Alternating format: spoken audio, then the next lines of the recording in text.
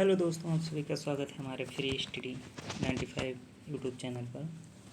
जैसा कि आप सभी देख पा रहे हैं कि बीपीएससी का हमने भंडारा फान रखा है, तो आप भी इस भंडारे में शामिल होइए। इसमें बीपीएससी द्वारा पूछे गए इतिहास के सभी महत्वपूर्ण क्वेश्चन का समावेशन इसमें है।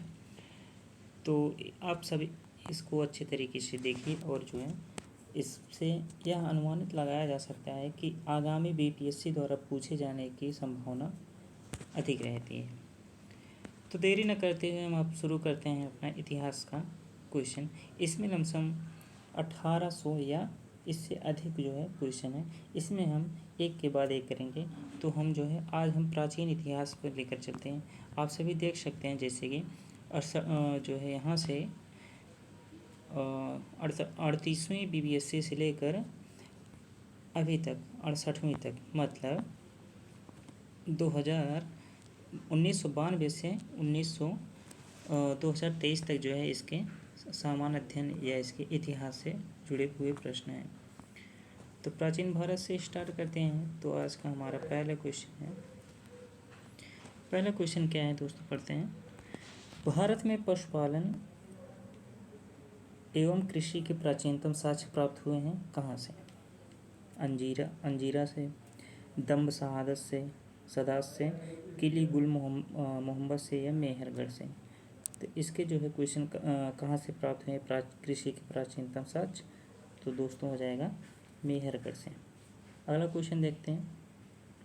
Question number 2। इसका डेफिनेशन दोस्तों हम करते रहेंगे, लेकिन जहाँ जैसे ज़रूरत पड़ेगी उसी हिसाब से करते रहेंगे। अगला दूसरा क्वेश्चन हमारा, निम्नलिखित में से किसको कैल्कोलिथिक एज कहा जाता है? कैल्कोलिथिक पीरियड कहा जाता है, कैल्कोलिथिक युग कहा जाता है। तो कौन सा हो जाएगा दोस्तों? पूरा पाषाण काल, नवपाषाण काल युग, ताम्रपाषाण काल युग या लौह युग? इसका आंसर हो जाएगा ताम्रपाषाण काल युग। ठीक है। इसमें देखिए, ताम्रपाषाण युग को कैल्कोलिथिक युग भी कहा जाता है। जिन संस्कृतियों में से तांबे और औजारों के साथ ही पत्थर के बने हुए उपकरण का प्रचलन मिलता है, अतः उन्हें प्रायः हम ताम्रपाषाणी संस्कृतियाँ कहा जाता है। अगला क्वेश्चन देखेंगे। हड़प्पा में मिट्टी के बर्तनों पर सामान्यतः किस रंग का उपयोग हुआ था? क्वेश्चन नंबर 3 है, हड़प्पा में मिट्टी के बर्तनों पर सामान्यतः किस रंग का उपयोग हुआ था? इसमें जैसे ही क्वेश्चन आता है बर्तन, ठीक, बर्तन वाले क्वेश्चन पर ध्यान दीजिए दोस्तों। बर्तन वाला क्वेश्चन है कि इसमें इतिहास पीरियड में लमसम 3 या 4 प्रकार के बर्तन का प्रयोग हुआ है। तो उसमें सबसे पहले प्राचीन इतिहास या हड़प्पा कालीन की बात कर रहा है। तो उस समय हमारा लाल रंग का प्रयोग होता था। नेक्स्ट है अगला क्वेश्चन, तीसरा क्वेश्चन देखेंगे। चौथा क्वेश्चन हमारा कह रहा है, सिंधु घाटी सभ्यता निम्नलिखित में किस युग में पड़ता था? तो ये दोस्तों किस युग में पड़ता था? आद्य ऐतिहासिक काल में। किस ऐतिहासिक काल में? आद्य ऐतिहासिक काल में सिंधु घाटी सभ्यता पड़ता था। आद्य ऐतिहासिक काल उसे कहा जाता है कुछ न कुछ जानकारी रही हो लेकिन उसको पढ़ा नहीं जा सका। ठीक है। प्राग ऐतिहासिक काल उसे कहते हैं जहाँ हमें कोई साक्ष्य या कोई जानकारी नहीं मिलती है, उसे प्राग ऐतिहासिक काल कहा जाता है। आद्य ऐतिहासिक काल उसे कहा जाता है जहाँ हमें कुछ लिखे हुए चीज़ या उत्कीर्ण हुए मिलते हैं लेकिन हम उसे पढ़ नहीं पाते हैं। तो ऐसे इतिहास को आद्य ऐतिहासिक काल कहा जाता है। अगला क्वेश्चन हम पढ़ते हैं। Question number 5। सिंधु घाटी सभ्यता की सबसे महत्वपूर्ण विशेषता क्या है? सिंधु घाटी सभ्यता की सबसे महत्वपूर्ण विशेषता है इनमें से कोई नहीं, क्योंकि सिंधु घाटी सभ्यता की सबसे महत्वपूर्ण विशेषता यह मानी जाती है कि वह जो नगर था वह नगर नियोजन को माना जाता है। इसकी प्रमुख देखिए दोस्तों, इसकी प्रमुख विशेषता नगर नियोजन को माना जाता है। इसी के आधार पर बीपीएससी ने इसका आंसर ये दिया है, इनमें से कोई नहीं। वैसे मोहनजोदाड़ो में पकी हुई ईंटें से भवन निर्मित मिलते हैं, लेकिन उससे भी महत्वपूर्ण विशेषता थी कि वहाँ नगर सुनियोजित था। नगर नियोजन वहाँ की प्रमुख विशेषता थी। आगे हम क्वेश्चन पढ़ते हैं, क्वेश्चन नंबर 6। क्वेश्चन नंबर 6 कह रहा है किस शहर को मिनी हड़प्पा के नाम से जाना जाता है। किस शहर को मिनी हड़प्पा के नाम से जाना जाता है।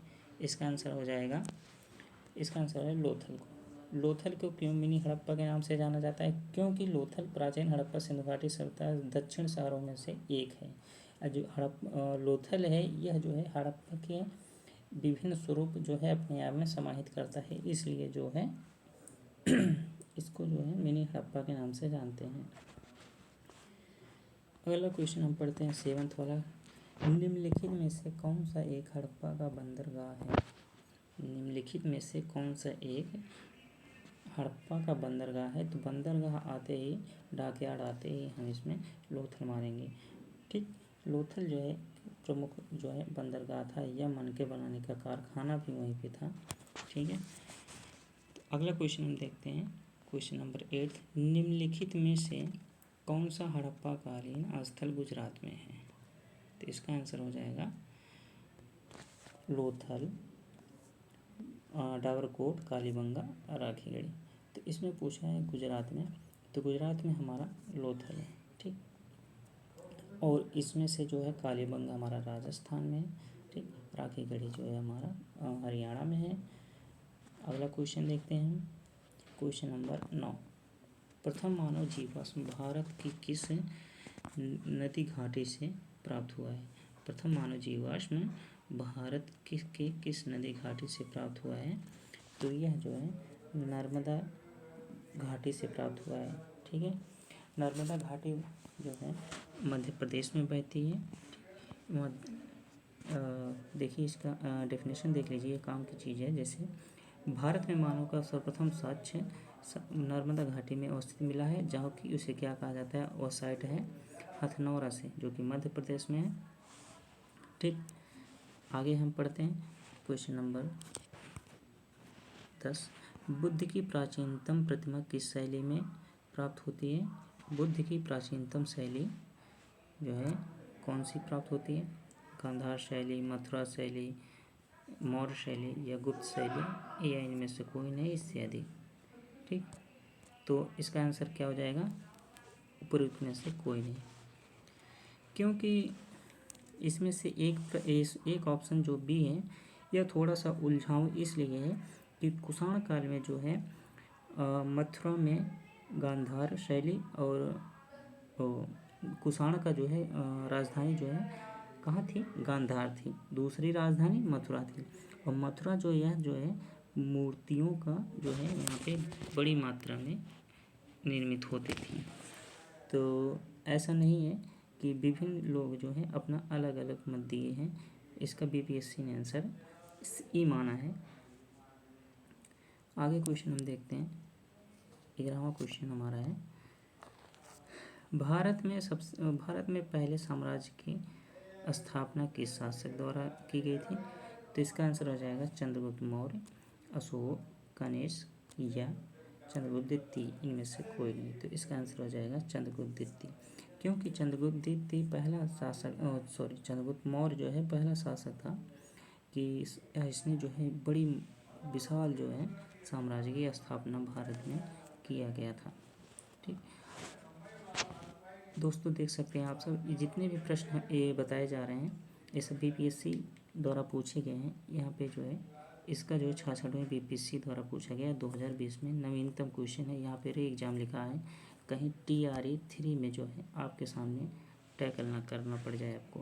ठीक, तो बस यहाँ कुछ नहीं है, आपका TRE 3 भी री एग्ज़ाम है, बस यही क्वेश्चन आपके एग्ज़ाम हॉल में मिल जाएगा, तो ध्यान रखिए दोस्तों। आगे हम देखते हैं अगला क्वेश्चन, किस अभिलेख में कलिंग विजय का वर्णन मिला है? तो किस अभिलेख में मिला है? पहली बात तो अभिलेख में नहीं वर्णन मिला है, हमें जो है शिलालेख पे वर्णन मिला है, इसलिए हम सीधा सा हमारे अभिलेख सारे गलत हो जाएंगे। इसका आंसर ई हो जाएगा, क्योंकि 13वें शिलालेख में हमें सिर्फ और सिर्फ 13वें शिलालेख से ही हमें जो है जानकारी मिलती है कि कलिंग विजय जो है अशोक द्वारा किया गया था। 13वां क्वेश्चन हमारा कहता है, निम्नलिखित में से हड़प्पा स्थल से टेराकोटा का हल कहाँ से मिला है? टेराकोटा का हल कहाँ से मिला है? तो टेराकोटा का हल जो है हमारा बनवाली से मिला है। कहाँ से मिला है? टेराकोटा का हल बनवाली से मिला है। टेराकोटा किसे कहते हैं? टेराकोटा जो है कच्ची ईंटों से जो है उसे धूप में सुखा कर या पका कर जो है जो भी खिलौना या जो भी वस्तुएं बनाई जाती हैं उसे टेराकोटा कहा जाता है। तो इसके द्वारा निर्मित जो है यह हल कहाँ से मिला है?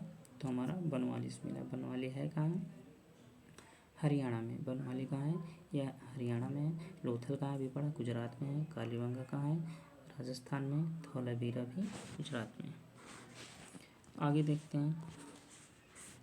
नेक्स्ट क्वेश्चन हमारा, निम्नलिखित में से किस हड़प्पा नगर में जुते हुए खेतों के निशान मिले हैं? तो इसका आंसर हो जाएगा आपका कालीबंगा से मिला है। कहाँ से मिला है दोस्तों? कालीबंगा से मिला है। यहाँ से कालीबंगा का शाब्दिक अर्थ होता है काले रंग की चूड़ियाँ। कालीबंगा शाब्दिक अर्थ होता है काले रंग की चूड़ियाँ। यहीं से जो है आपके जुते हुए खेत, काले रंग की चूड़ियाँ, यहाँ कुछ महत्वपूर्ण मृदभांड, ठीक, अग्नि कुंड के कुछ साक्ष्य भी मिले हैं यहाँ पे।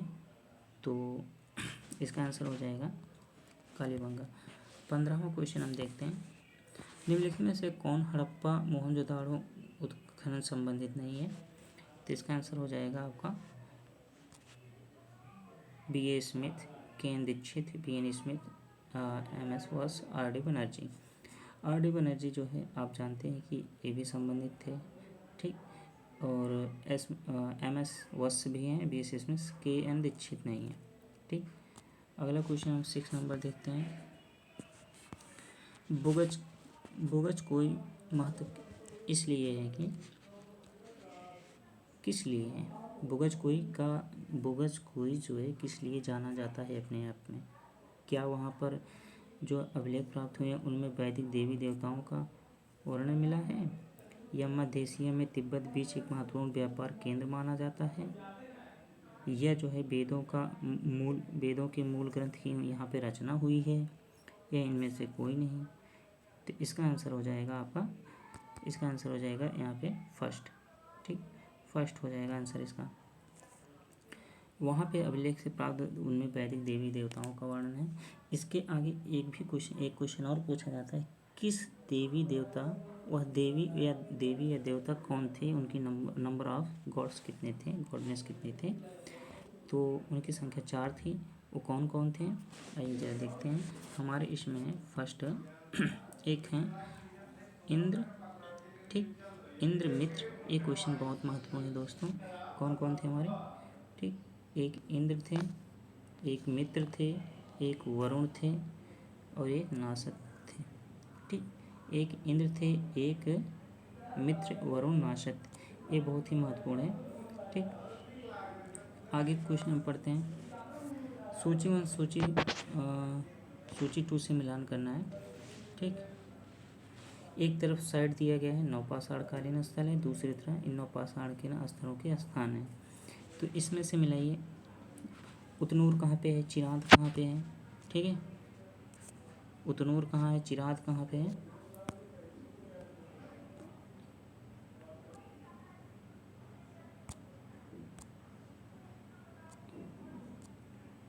सॉरी दोस्तों, कहाँ पे उतनूर? बिहार। चिरांद सबसे पहले चिरांद मिलाएंगे। चिरांद कहाँ पे? बिहार में। बी का 4 कहाँ है, ठीक। बी का 4 यहाँ पे हम आपको पूरा दिखाते हैं, ठीक। बी का 4 कहाँ है? बी का 4 एक ही जगह पे, कहाँ पे? बी का 4 सिर्फ 3 में है, ठीक है। तो इसका आंसर हो जाएगा आपका सी, ठीक, बी का 4। अभी ए का 3 हो जाएगा, ए का 3 मिला लेंगे, बी का 4 मिला लेंगे, ठीक। गुफकराल कहाँ है? यह आपका कश्मीर में, पय्यमपल्ली स्थान तमिलनाडु में, ठीक। और सबसे महत्वपूर्ण इसमें जानते हैं क्वेश्चन क्या है? एक क्वेश्चन मिलाना महत्वपूर्ण नहीं है दोस्तों, सबसे महत्वपूर्ण क्वेश्चन है। इससे जो है हमारे क्वेश्चन हमारा जो कह रहा है ये, ठीक, इन 9 पाषाणकालीन स्थल हैं जो कि यह बहुत ही महत्वपूर्ण है। गुफकराल, पय्यमपल्ली, चिरांद, उतनूर, ठीक। आप स्थल जानते हैं कहाँ कौन किस राज्य में है, लेकिन ये ऑप्शन जैसे ही आएंगे, ठीक है, क्वेश्चन में, तो वहाँ पे दिक्कत हो जाएगी, इसलिए ये सबसे महत्वपूर्ण क्वेश्चन है, ठीक। उतनूर, चिरांद, गुफकराल, पय्यमपल्ली, ठीक। आगे बढ़ते हैं दोस्तों। नेक्स्ट क्वेश्चन हमारा क्या है, 18वां है। एक तरफ महाजनपद है और एक तरफ वहाँ उसकी राजधानियाँ हैं, तो इसमें बताना है आपका कौन सी मिलान सही है। ठीक है, पहला है हमारा मल्ल। ठीक, इससे हम अंक की राजधानी क्या थी, चंपा थी। ठीक, बी का थ्री किस में, ए और डी में है। वत्स की राजधानी कौशाम्बी थी। ठीक, डी का टू है, डी का टू सिर्फ इसी में है। ठीक, डी का टू इसी में, तो हमारा आंसर हो जाएगा फर्स्ट। ठीक, ए का फोर है, मल्ल की राजधानी कुशीनगर थी। ठीक, अंक की राजधानी चंपा हो गई, गांधार की राजधानी तक्षशिला हो गई और वत्स की राजधानी हो गई। ठीक दोस्तों, आगे बढ़ते हैं। हमारा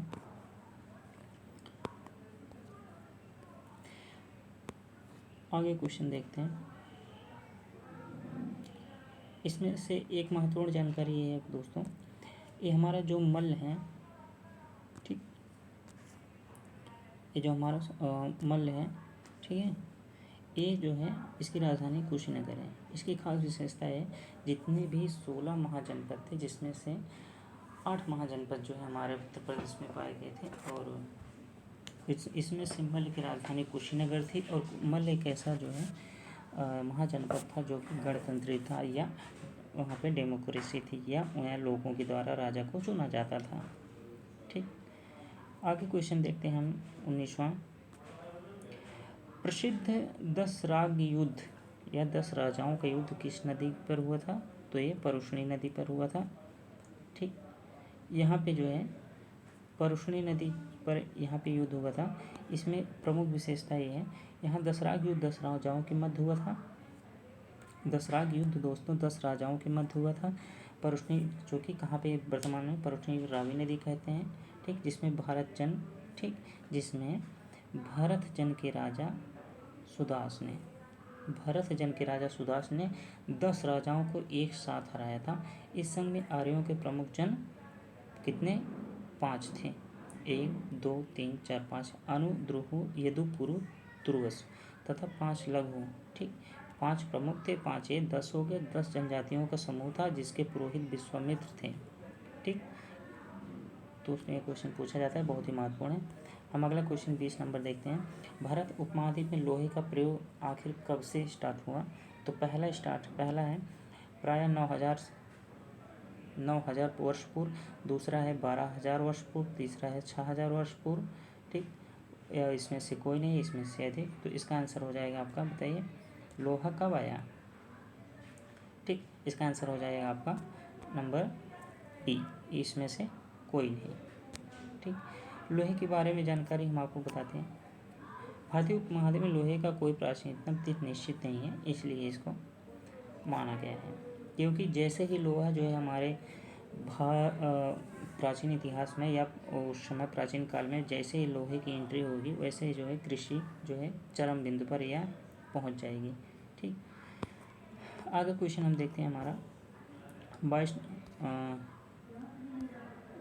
21 नंबर। प्राचीन काल में गंगा दक्षिण क्षेत्र को क्या कहा जाता था, गंगा के दक्षिण क्षेत्र को क्या कहा जाता था, तो इनमें से कोई नहीं है, क्योंकि उसका जो है मगध नाम था।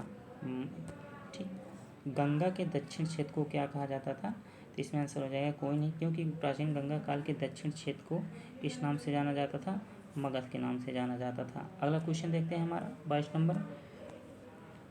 दूसरी शताब्दी के आसपास रचित संस्कृत के शिलालेख अनुसार सुदर्शन झील, ठीक, सुदर्शन झील कृत्रिम जलाशय की मरम्मत किसने करवाई थी, तो इसका आंसर हो जाएगा आपका रुद्रदामन जो है इसका जो है मरम्मत करवाई थी। ठीक, सुदर्शन झील जो है कहाँ पे है, सौराष्ट्र में। ठीक, आगे हम क्वेश्चन देखते हैं।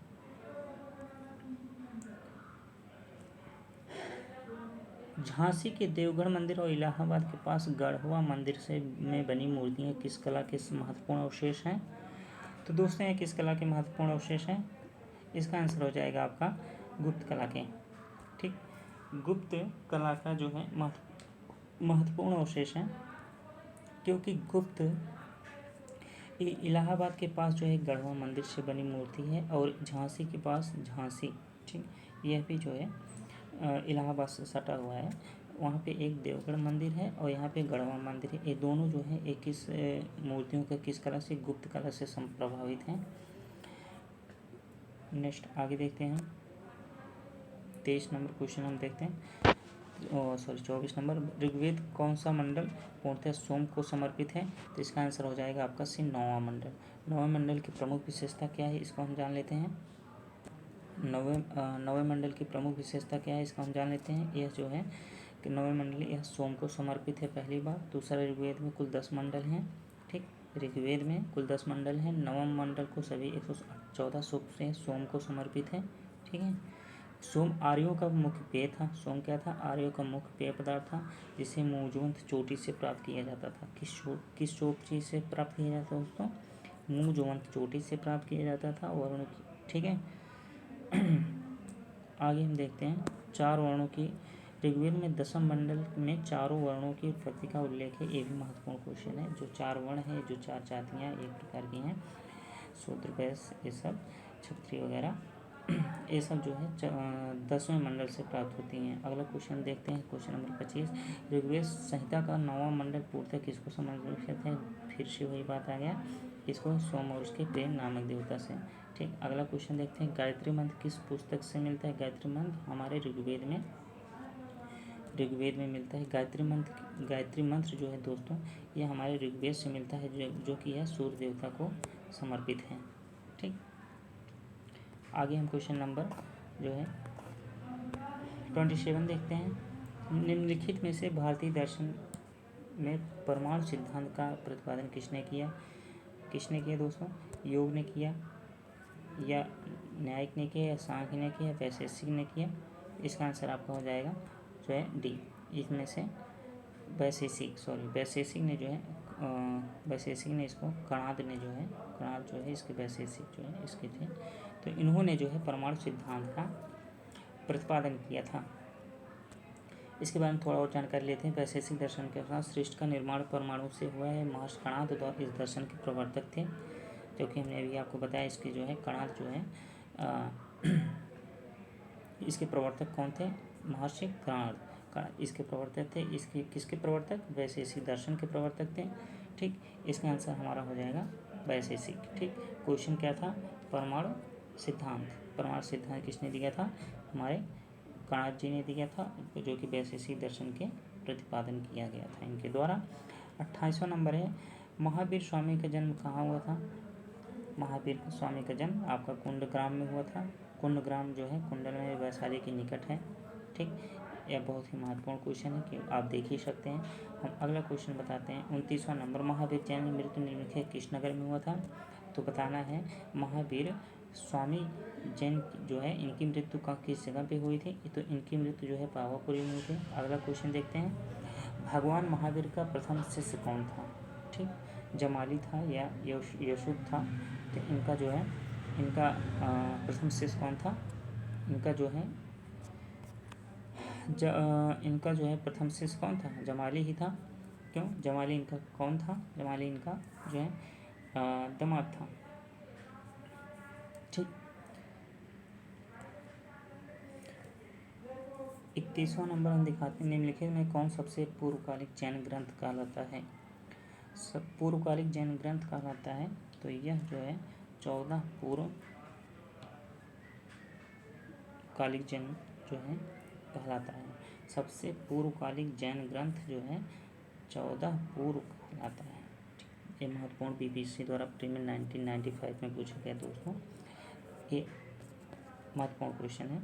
आगे देखिए, निम्नलिखित में से कौन महायान बौद्ध धर्म और हीनयान बौद्ध धर्म के बीच मूलभूत अंतर का प्रतिपादन करता है? बहुत ही महत्वपूर्ण क्वेश्चन है दोस्तों, ये समझिएगा।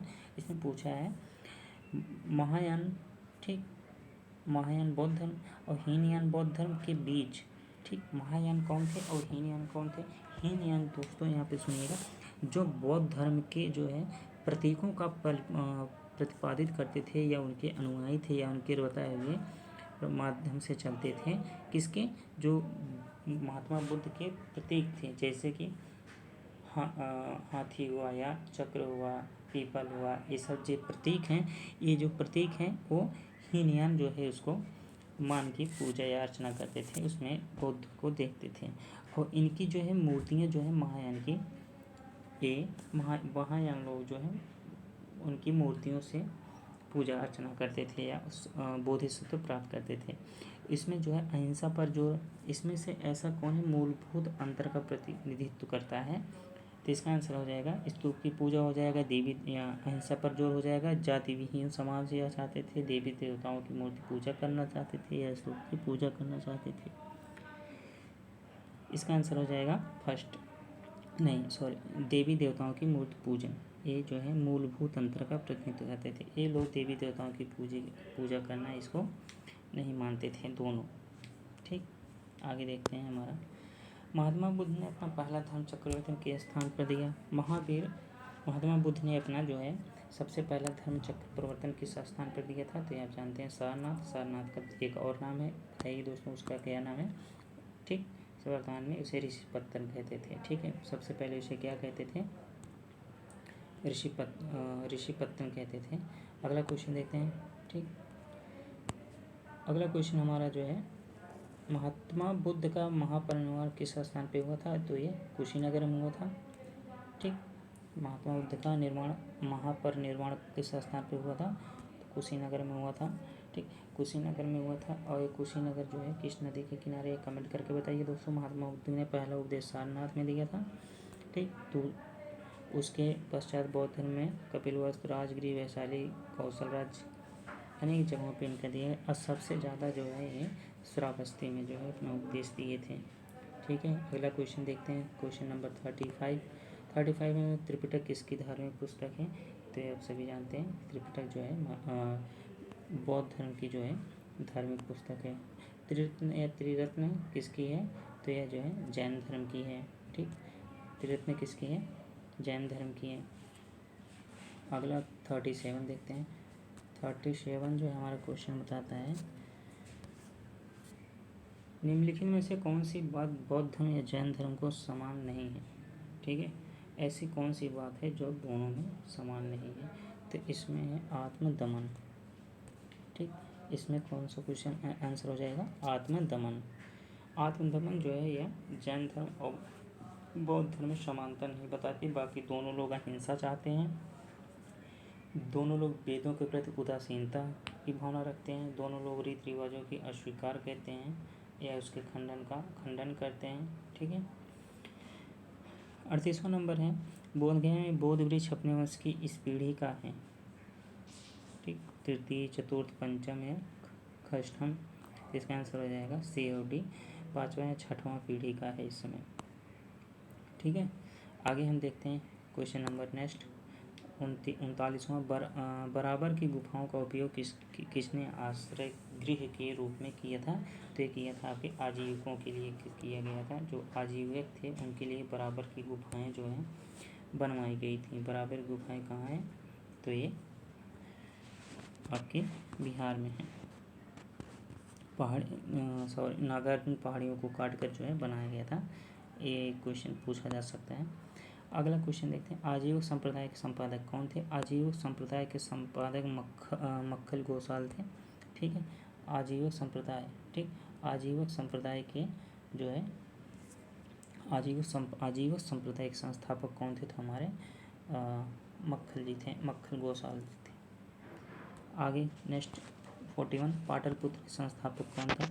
पाटलिपुत्र का संस्थापक, इसके बारे में ये बहुत महत्वपूर्ण क्वेश्चन है क्योंकि इसके बारे में जो है संदिग्धता बनी रहती है। देखो, पाटलिपुत्र जो है इसको जो है इसकी स्थापना अजातशत्रु ने गंगा और सोन नदी के संगम पर पाटली ग्राम में एक किला बनाकर की थी। एक पाटली ग्राम करके था, वहाँ पे एक किला बनाकर पाटलिपुत्र की स्थापना किसने किया था? अजातशत्रु ने किया था। ठीक, उदयन ने मगध साम्राज्य या बिहार साम्राज्य की राजधानी जो है राजगिरी से जो है वहीं पे लिया दिया। कहाँ पे? जहाँ अजातशत्रु द्वारा बनाया गया था पाटलिपुत्र। यह नगर जो है शेषनाग वंश, नंद वंश, मौर्य वंश की भी राजधानी रही। ठीक, इसलिए यहाँ पे जो है अजातशत्रु न होते हुए संस्थापक पूछा है उसका जो है उदयन ने जो है इसको सबसे पहले जो है अपनी राजधानी बनाई थी, न कि स्थापना किया था। 42 क्वेश्चन है, किस शासक द्वारा सर्वप्रथम पाटलिपुत्र की राजधानी का चयन किया गया। तो यहाँ पे इसका आंसर जो है एकदम सटीक जाएगा। तो इसका आंसर क्या हो जाएगा दोस्तों, उदयन। नेक्स्ट है, निम्नलिखित में से किस राजा ने पाटलिपुत्र बसाया था। पाटलिपुत्र किसके द्वारा बसाया गया था, इसका भी आंसर हो जाएगा आपका उदयन। नेक्स्ट क्वेश्चन देखिए, एक सूची से दूसरी सूची मिलान करना है। ठीक, एक तरफ ताम्रपाषाणकालीन स्थल है, एक और जो है किस नदियों पर यह अवस्थित है। अहाड़ किस नदी पे है, कायथा किस नदी पे है, स्वाल्दा किस नदी पर है, मालवा किस नदी पर है। तो इसका आंसर हो जाएगा दोस्तों सी। इसमें देख लेते हैं, यहाँ पे सबसे पहला आंसर है अहाड़ किस नदी पर है। अहाड़ हमारा हो जाएगा बनास नदी पर है। ठीक, अहाड़ किस नदी पर है, बनास नदी पर। कायथा किस नदी पर है, ठीक, कायथा किस नदी पर है, ये काली सिंधु नदी पर। स्वाल्दा किस नदी पर है, ताप्ती नदी पर। मालवा किस नदी पर है, ये नर्मदा नदी पर। नेक्स्ट है, पाटलिपुत्र में बुलाई गई प्रथम जैन संगीत का अध्यक्ष कौन था। तो इसके अध्यक्ष कौन थे, हमारे स्थूलभद्र जी थे। ठीक है, स्थूलभद्र जो है इसके प्रमुख प्रथम जैन संगीत अध्यक्ष थे, जो कि पाटलिपुत्र में बुलाया गया था प्रथम। ठीक है, दूसरी जो है वल्लभी में बुलाया गया था। नेक्स्ट है, अगला देखिए 46 नंबर है, किस शासक ने अपनी राजधानी पाटलिपुत्र में स्थानांतरित की थी। तो सबसे पहले उदयन ने जो है किया था। तो उदयन यहाँ पे है ऑप्शन, नहीं तो अजातशत्रु जो है बसाया था। बाकी इन सब की राजधानियाँ अलग अलग जगहों पर थी। ठीक है, इसका आंसर हो जाएगा आपका उदयन। ठीक, नेक्स्ट है 47, विश्व का पहला गणतंत्र वैशाली में। ठीक है, विश्व में सबसे पहले गणतंत्र वैशाली में किसके द्वारा स्थापित किया गया था। तो यह जो है लिच्छवी के द्वारा जो है स्थापित किया गया था। ठीक, इसका आंसर हो जाएगा लिच्छवी। ठीक, नेक्स्ट है, अगला क्वेश्चन हम देखते हैं, मगध की प्रारंभिक राजधानी क्या थी। मगध की प्रारंभिक राजधानी ग्रीव्रज थी। ठीक, मगध की प्रारंभिक राजधानी ग्रीव्रज थी। ठीक, मगध जो है, मगध की स्थापना किसने किया था। हर्यक वंश बृहद्रथ था। ठीक है, यहाँ पे जो है सबसे पहले पुराणों के अनुसार मगध पर शासन करने वाला पहला राजवंश कौन था, बृहद्रथ था। इस वंश में राजा बृहद्रथ का पुत्र जरासंध था, जिसने राजगृह ग्रीव्रज अपनी राजधानी बनाया। बौद्ध ग्रंथों के अनुसार मगध का प्रथम प्रतापी शासक कौन था, बिंबिसार था। यह हर्यक वंश से संबंधित था। इसकी मृत्यु 492 ईसा पूर्व में हुई। इसके पश्चात अजातशत्रु ने मगध का शासक हुआ। अजातशत्रु के पुत्र उदयन ने अपनी राजधानी राजगृह से कहाँ कर दी, पाटलिपुत्र स्थापित कर दी। नेक्स्ट क्वेश्चन है, मगध शासक बिंबिसार चिकित्सक कौन था। बिंबिसार का चिकित्सक कौन था, इसका आंसर हो जाएगा आपका सी, जीवक था। ठीक है, इसका आंसर हो जाएगा जीवक सॉरी। तो जीवक जो है बिंबिसार का चिकित्सक था। ठीक, कनिष्क का चिकित्सक कौन था, चरक थे। ठीक, आगे है 50वां नंबर देखेंगे। 50वां नंबर, अजातशत्रु के वंश का नाम क्या था। तो अजातशत्रु किस वंश से थे, हर्यक वंश थे। ठीक, ना कि आपके मौर्य वंश थे, ना ही गुप्त वंश के। आप इसमें कंफ्यूज हो जाते हैं। अजातशत्रु जो है हर्यक वंश से संबंधित है, जो कि मगध इनकी राजधानी थी। आगे देखते हैं, ब्राह्मी लिपि को सर्वप्रथम किसने पढ़ा था। तो और कब पढ़ा था। ठीक, यहाँ पे जो है क्वेश्चन यह बहुत ही महत्वपूर्ण है।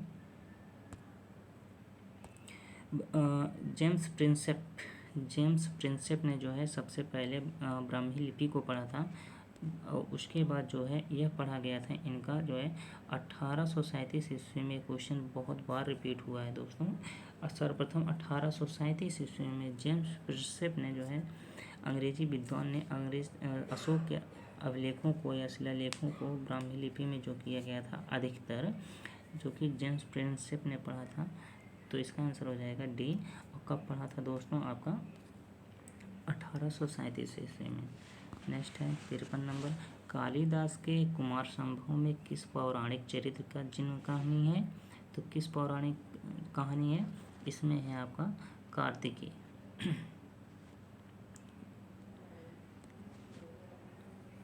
कार्तिकेय की जो है कुमार संभव में ये पौराणिक चरित्र जन्म की कहानी है। आगे है 54 नंबर 54 नंबर। मेगास्थनीज की पुस्तक का क्या नाम था? तो मेगास्थनीज पुस्तक का नाम था इंडिका। ठीक है, नेक्स्ट क्वेश्चन देखते हैं, मिलान वाला है।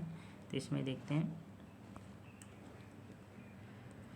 बृहद संहिता है, एक तरफ पुस्तक है, एक दूसरी तरफ लेखक हैं। ठीक, तो कल्हड़ की पुस्तक का क्या नाम था? तो राजतरंगी था। तो फर्स्ट का सी हो जाएगा या सी का फर्स्ट? सी का फर्स्ट 3 में है, सिर्फ एक ऑप्शन बाहर हुआ। दूसरा है मुंशिका मसा या बिल्हड़। ठीक है, इसमें बिल्हड़ की रचना क्या है? बराहमीर की जो है आपकी मुंशिक मसा है। ठीक है, तो डी का 2 हो जाएगा। डी का बिल्हड़ की रचना है विक्रमादित्य चरितम। तो डी का 2 सिर्फ एक में है, ये वाला आंसर हो जाएगा। नेक्स्ट है 56 नंबर। इंडिका के लेखक कौन है? इंडिका का लेखक इसमें से कौन है? तो इंडिका के लेखक मेगास्थनीज है। ठीक, ABPSC 2015 में पूछा गया है दोस्तों। ABPSC द्वारा पूछा गया है, दोबारा रिकॉल करा दें आपको, क्योंकि यह इतना महत्वपूर्ण क्वेश्चन है। संभवतः 100% यह नहीं कहा जा सकता है, क्योंकि मे भी आ भी सकता है और आपके एग्ज़ाम हाल में TRE 3 में या TRE 4 में होने वाली स्टेट या होने वाले एग्ज़ाम में हूबहू यही क्वेश्चन बैठ जाएगा और आप उस समय। चलिए फिर आगे देखते हैं 57 नंबर। मेगास्थनीज दूत का मेगास्थनीज किसका दूत था? तो यह सेलुकस का था, डेरियस का, सिकंदर का, यूनानियों का, किसका था? तो इसका आंसर हो जाएगा आपका, और इसका आंसर हो जाएगा ए का, सेलुकस का था, सेलुकस का ही था। सेलुकस किसका था? सिकंदर का जो है सेनापति था। ठीक है, नेक्स्ट है 58। अंतिम मौर्य सम्राट कौन था? अंतिम मौर्य सम्राट आपका कौन था? तो बृहदत्त था। ठीक, जिसको किसने हराया था? ठीक, इसका सेनापति पुष्यमित्र शुंग के द्वारा की गई थी। इसके बाद शुंग वंश की स्थापना थी। यह कह सकते हो कि यह मौर्य सम्राट के जो है इन्होंने जो है इनके अधीन थे। ठीक है, यह स्थानांतरित किए। नेक्स्ट है 59 क्वेश्चन। किस अभिलेख में रुद्रदामन प्रथम की विभिन्न उपलब्धियां वर्णित हैं? तो अभिरुद्रदामन का कौन सा अभिलेख था? तो जूनागढ़ अभिलेख था। तो फर्स्ट है इसका आंसर। नेक्स्ट है कैलाश मंदिर किस वंश से संबंधित है? तो चोल वंश या चोल आंध्र प्रदेश के चोल वंश थे, तमिलनाडु के भी चोल वंश थे, या तमिलनाडु के पल्लव है, आंध्र प्रदेश के पल्लव। तो इसका आंसर हो जाएगा आपका पल्लव तमिलनाडु। ठीक है, इसका आंसर हो जाएगा आपका पल्लव तमिलनाडु। 61वां नंबर है, कोई सूची नंबर 1 सूची नंबर 2 से मिलान करना है। तो एक तरफ लेखक है, एक तरफ पुस्तकें हैं। तो इसका आंसर बताइए। कौटिल्य द्वारा किसका द्वारा लिखा गया? तो कौटिल्य ने क्या लिखा था? अर्थशास्त्र लिखा था। पाणिनि ने क्या लिखा था? अष्टाध्यायी लिखा था। कालिदास द्वारा क्या लिखा गया था? ठीक, कालिदास द्वारा क्या कुमार संभव लिखा गया था, ये नीतिसार लिखा गया था। तो ए का 2 सिर्फ एक में है, फर्स्ट। ठीक है, बी का 1 है। ठीक, सी का 4 है और कालिदास का कुमार संभव। आगे हम क्वेश्चन नंबर 62 देखते हैं। ठीक, निम्नलिखित राजाओं में किसका जैन धर्म के प्रति भारी झुकाव था? सबसे ज़्यादा जैन धर्म को फॉलो करने वाला कौन सा जो है शासक था? तो इसका आंसर हो जाएगा आपका खारवेल थे। ठीक, कौन थे? खारवेल थे। नेक्स्ट अगला क्वेश्चन देखते हैं 63 नंबर। कलिंग नरेश खारवेल संबंधित है, किस से संबंधित था? अभी आप जानते हैं किससे संबंधित था। महामेघावंश से, चेदी वंश से, सातवाहन वंश से, रठभोजक वंश से। इनमें से कोई नहीं है, उपयुक्त में से एक थी। क्यों? क्योंकि यह जो है चेदी राजवंश से संबंधित। ठीक, चेदी राजवंश से संबंधित महान जो है इसका कलिंग के चेदी राजवंश का संस्थापक महामेघावंश नामक व्यक्ति था। अतः इस वंश का नाम महामेघावंश ही पड़ गया। इस वंश का सर्वाधिक शक्तिशाली शासक खारवेल हुआ। खारवेल के इतिहास अध्ययन का एकमात्र साधन हाथी गुम्फा अभिलेख है। तो इसमें क्वेश्चन पूछा गया है, निम्नलिखित नरेश खारवेल संबंध था महामेघावंश से, चेदी वंश से या उपरी में से एक से अधिक। ठीक है, तो इसका आंसर हो जाएगा ई। क्वेश्चन नंबर 4 देखते हैं। प्राचीन भारत का नेपोलियन किसे कहा जाता है? तो आप इसका आंसर हो जाएगा जो है समुद्रगुप्त। ठीक, इसका आंसर हो जाएगा समुद्रगुप्त। दोस्तों बस इसके आगे हम कल से स्टार्ट करेंगे। ठीक, 64 क्वेश्चन है। इसी तरह हम डेली जो है 64, 70 या near about 100 question per day लेके चलेंगे, तो ज़्यादा से ज़्यादा जो है 8 या 10 दिन में कवर अप हो जाएगा। जो कि यहाँ से क्वेश्चन बनना श्योर है क्या नहीं पूछ जाएंगे। यह क्वेश्चन बहुत ही महत्वपूर्ण है, जो कि बीपीएससी द्वारा पूछा गया है। पूछने की प्रबल संभावना यहाँ पे बनती है, तो इसलिए इसको इग्नोर ना करें और अपने मित्र या दोस्तों या रिश्तेदारों के पास शेयर करें। ठीक है, तो आज के लिए बस इतना है। चलते हैं। जय हिंद, जय भारत।